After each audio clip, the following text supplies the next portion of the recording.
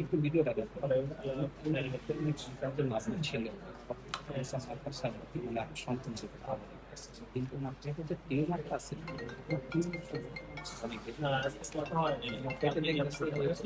ভিডিওটা দেখেন একটু।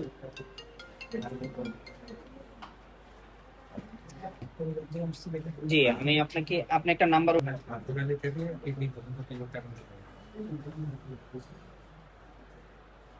তোমরা সে অভিযোগ করে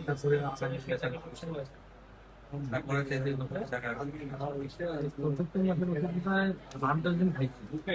তারপর ভাইকে ফোন করলাম কিন্তু ভাইকে অবস্থা সামনে লাগছিল